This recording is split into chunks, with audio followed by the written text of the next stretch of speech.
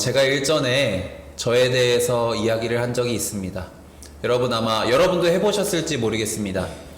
MBTI를 아마 한 번쯤은 혹시 해보신 분들이 계실 것 같습니다.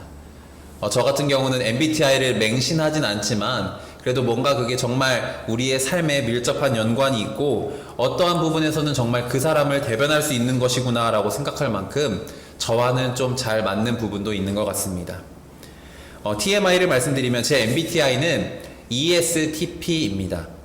여기서 E는 외향적이라는 성격이고요. S는 사실에 기반한다는 것이고, T는 논리적이라는 사실, 그리고 P는 즉흥적이라는 사실입니다. 이와 반대되는 것은 INFJ가 있겠지만 아무튼 저는 ESTP라는 MBTI를 가지고 있습니다. 이 MBTI의 가장 두드러지게 드러나는 성향은 무엇이냐면 아주 사람을 좋아한다는 것입니다. 노는 것 좋아하고 모임 좋아하는 것, 그게 바로 이 ESTP이고 저의 모습 또한 그렇습니다.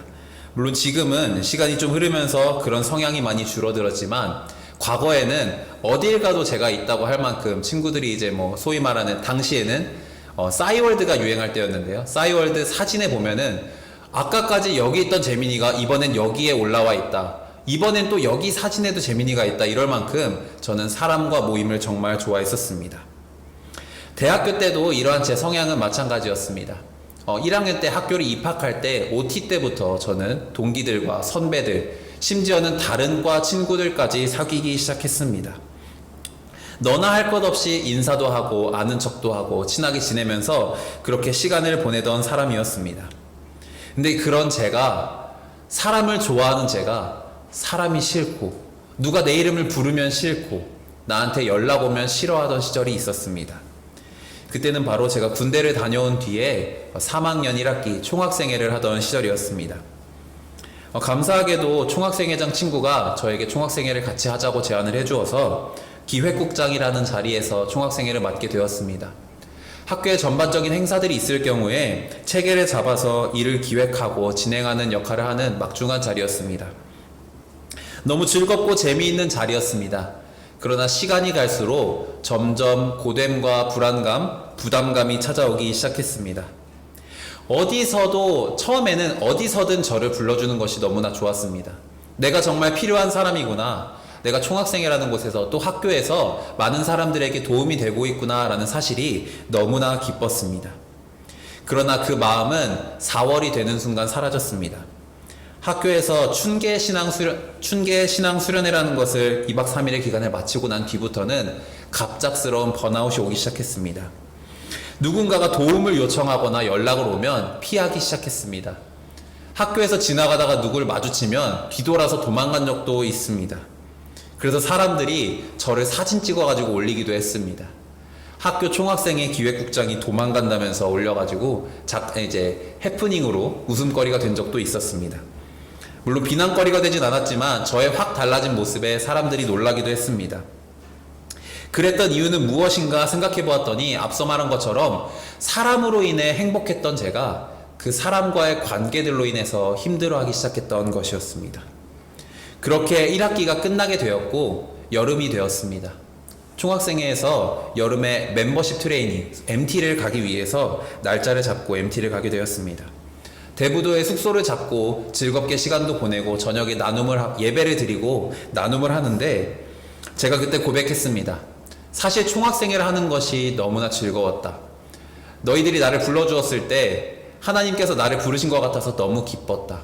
이 자리가 좀 부담스러울 수도 있었지만 너무나 즐거웠다. 그러나 이 자리로 인해서 나에게 힘든 시간이 있었다. 그런데 내가 지금 다시 너희들과 나눔하고 교제하다 보니 하나님이 나를 왜 이 자리로 부르셨는지 알 것 같다. 하나님께서는 단순히 나에게 이 기획국장이라는 자리를 통해 일을 배우고 어떻게 사람을 대해야 하는지 배우고자 가르치고자 하신 것이 아니었다. 하나님은 이 자리를 통해 나에게 새로운 하나님의 사람들과의 관계를 맺게 해주셨다. 그리고 이 자리를 통해 학교를 위해 더욱더 헌신하게 하셨고 그 가운데 더욱더 하나님을 붙들고 하나님의 힘으로 살아가도록 하신 것 같다. 나를 불러준 너희에게 너무 고맙다. 이렇게 고백하였습니다. 힘들었던 제가 하나님의 부르심으로 갔다고 생각했던 그 자리가 저에게 부담이 되었으나 결국에 다시 돌아보았더니, 다시 생각해 보았더니, 하나님께 다시 여쭈어 보았더니 하나님께서 저를 그 자리 가운데 부르신 것이 맞았습니다. 그러나 단순히 그 자리로 어떠한 장소나 직급으로 부르신 것이 아닌 그 자리 가운데 관계와 사귐을 만들어 주셨습니다. 그 자리는 총학생회와의 관계의 자리이기도 했고요, 학교와의 관계의 자리이기도 했고, 가장 중요한 하나님과 저와의 관계를 위한 사귐의 자리였습니다. 오늘 본문을 보면 요한은 우리에게 서로 사귐이 있어야 하고, 그 사귐에는 하나님과 그의 아들이신 예수 그리스도까지 더불어 함께 사귀어야 한다고 이야기하고 있습니다. 이것은 무엇을 의미하는지 한번 생각해 보았습니다. 아까 제가 말한 것처럼 맨 처음에 하나님의 부르심이라는 것은 저는 이 세상적인 부르심과 동일하게 어떠한 장소, 자리, 직급에 대한 부르심으로 생각했습니다. 그러나 하나님이 부르시는 자리는요, 단순히 이러한 장소, 자리에 국한된 것이 아닌 하나님과 우리와의 관계를 위한 사귐의 자리로 우리를 부르셨다는 것입니다. 하나님이 부르신 그 자리는 하나님과 우리와의 관계를 돈독히 하기 위한 자리라는 것입니다. 그러기 위해서 여러분 어떻게 하셨습니까? 하나님께서 우리에게 먼저 다가오셨다는 것입니다. 혹시 여러분 중에 하나님에게 먼저 다가가신 분이 계십니까? 또는 전도사님, 저는 제가 하나님께 먼저 다가간 것 같습니다 라고 생각하는 분이 계십니까? 그렇게 생각하고 느끼시는 분도 충분히 계실 것입니다. 그러나 여러분, 하나님께서는요, 우리를 태초부터 지으셨고 그때부터 우리를 기다리셨습니다. 태초부터 우리를 사랑하셔서 하나님의 형상으로 지으셨고요, 그때부터 우리를 부르셨습니다. 그 자리는 바로 우리와 하나님의 관계의 자리인 것입니다.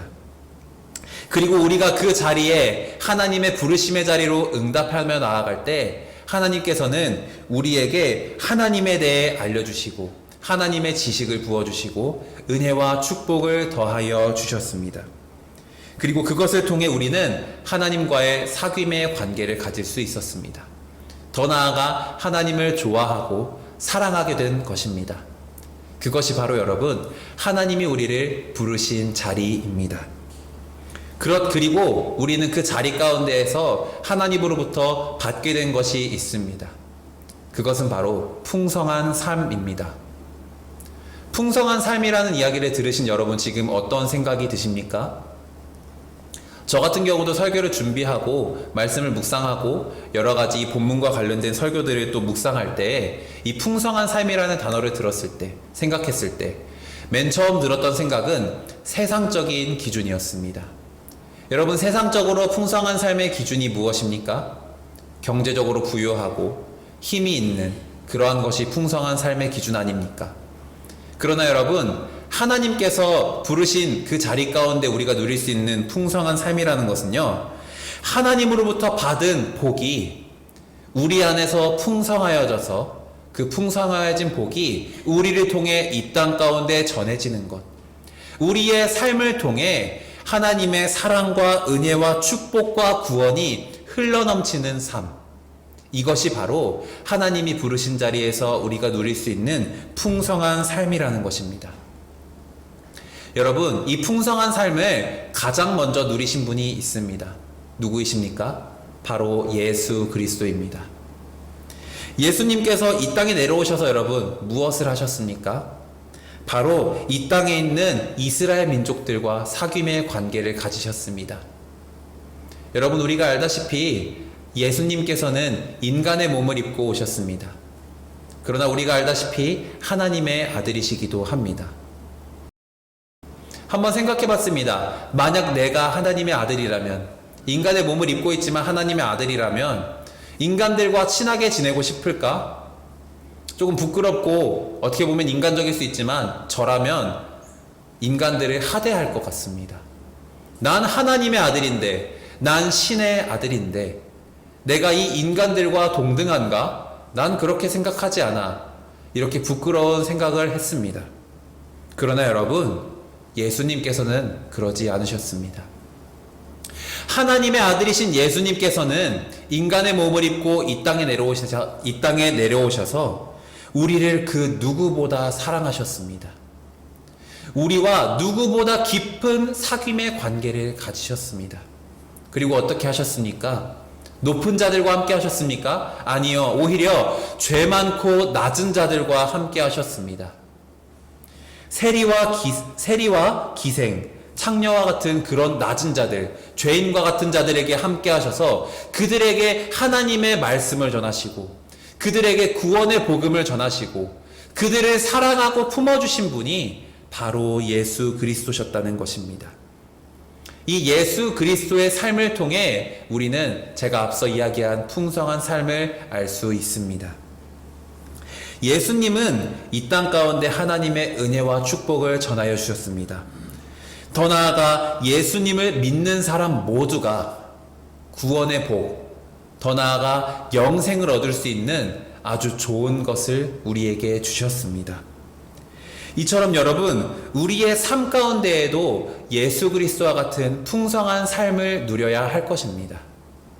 그 풍성한 삶을 누리기 위해서 어떻게 해야 합니까? 앞서 말한 하나님과의 깊은 사귐의 관계를 가져야 할 것입니다. 하나님이 부르신 자리에서 그저 그 자리에서 어떤 것을 해야 할까? 내가 어떤 것을 감당해야 할까만 생각하는 것이 아니라 하나님과의 관계를 통해 내 스스로 생각하는 것이 아니라 하나님께 여쭈어 보기도 하고 묵상하고 기도하며 하나님과의 관계를 쌓아가는 것, 그것이 바로 하나님과의 관계의 자리로 나아가는 것입니다. 마치 이것은 포도나무에 붙어있는 가지와 같습니다. 여러분, 우리 모두가 잘 아는 말씀이지 않습니까? 예수님께서 말씀하신 것처럼 우리는 하나님이라는 포도나무에 붙어있는 가지로 살아야 합니다. 우리 스스로는 살아갈 수 없습니다. 이 세상을 살아가면서 우리 혼자의 힘과 능력으로 할 수 있는 것이 있습니까? 나뭇가지 혼자서 땅바닥에 떨어져 있다고 무엇을 할 수 있습니까? 아니요, 아무것도 할 수 없습니다. 우리 또한 그렇습니다. 하나님과의 관계를 깊이 쌓아갈 때, 포도나무라는 하나님의 딱 붙어있는 나뭇가지가 되어 살아갈 때 우리는 이 땅 가운데 하나님의 은혜와 축복을 누리며 그 가운데 풍성한 삶을 누리며 살아갈 수 있는 것입니다. 그렇다면 여러분, 우리가 이러한 풍성한 삶을 누리기 위해서는 어떻게 살아가야 하고 무엇이 필요할까요? 바로 제가 계속해서 이야기하고 있는 하나님께서 우리에게 허락하신 하나님과의 온전한 사귐이 있어야 합니다. 이 온전한 사귐을 가질 수 있는 방법은 다양한 것들이 있습니다. 예를 들면 누군가는 찬양하는 것이 될 수도 있고요. 누군가는 성경 말씀을 읽는 것이 될 수도 있고요. 누군가는 기도하는 것이 될 수도 있습니다. 우리의 삶 가운데 수많은 방법들로 우리는 하나님과의 관계를 쌓아갈 수 있습니다. 이러한 다양한 방법들을 통해서 우리가 하나님과의 관계를 더욱더 깊이 쌓아갈 때 우리가 하나님의 풍성한 삶을 누릴 수 있는 것입니다. 그리고 그 은혜와 축복을 누리면서 살아가는 것이 풍성한 삶이 된다는 것입니다. 이 관계의 자리, 사귐의 자리로 부르신 하나님께 응답하며 우리의 삶을 온전히 맡기면서 살아갈 때 우리는 이 하나님과 동행하는 삶을 살아갈 수 있습니다. 여러분, 2024년 가운데에는 제가 여러분들에게 권하고 싶은 것이 있습니다. 저도 사실 부족하고 잘하지 못할 때가 많이 있습니다.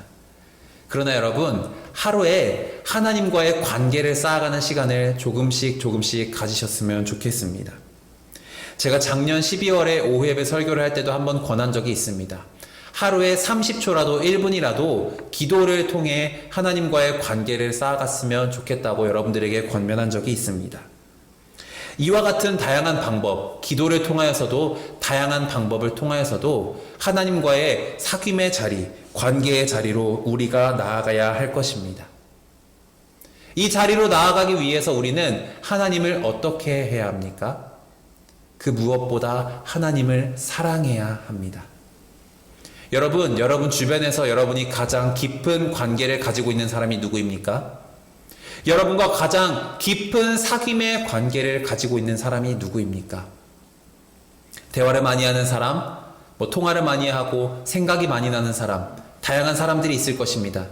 그러나 그 사람에게는 한 가지 공통적인 이유가 있습니다. 그것은 바로 우리가 사랑하는 사람이라는 것입니다. 우리가 사랑하는 사람과 우리는 가장 깊은 관계의 사귐을 갖습니다. 그렇다면 여러분, 우리가 하나님과 깊은 관계를 갖기 위해서는 어떻게 해야 할까요? 하나님을 그 누구보다, 그 무엇보다 사랑해야 합니다. 권력? 아닙니다. 경제적인 것, 물질적인 것? 아닙니다. 세상적인 기준? 아닙니다. 우리의 온 마음과 정성을 다하여서 하나님을 사랑할 때, 하나님께 우리의 모든 것을 의지하며 맡기며 나아갈 때, 우리가 그때 하나님과 가장 깊은 사귐의 관계를 가질 수 있을 것입니다. 그리고 그때 하나님께서는 우리를 하나님께서 예비하신 올바른 길로 인도하여 주실 것이고, 우리가 그 길을 따라 살아갈 때 우리는 하나님의 나라를 위하여 살아가는 주의 자녀가 될 수 있을 것입니다. 제가 인터넷에서 본 한 좋은 문장이 있어서 이 문장을 마지막으로 오늘 말씀을 마치고자 합니다. 좋아하는 것과 사랑하는 것은 분명한 차이가 있습니다. 좋아하는 것은 그 사람으로 인해 내가 행복했으면 하는 것이고, 사랑하는 것은 나로 인해 그 사람이 행복했으면 하는 것입니다.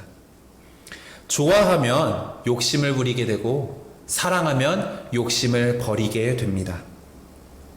우리가 하나님과의 관계 자리에서 깊은 사귐을 가질 때 우리는 하나님을 온전히 사랑해야 합니다.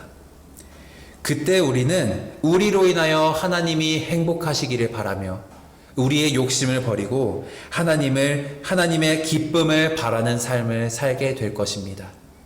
하나님을 그 누구보다 사랑하길 원합니다. 하나님을 그 누구보다 의지하길 원합니다.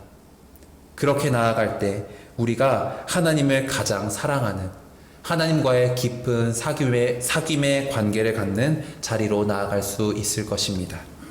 여러분, 이 문장을 다시금 되새기시면서 하나님을 그 누구보다 사랑하고, 나로 인해 하나님이 행복했으면 하고, 나의 욕심을 버리고 하나님이 기쁘셨으면 하는 그러한 하나님을 사랑하는 깊은 사귐의 관계 자리로 나아가는 우리 모두가 될 수 있기를 주님의 이름으로 간절히 소망합니다.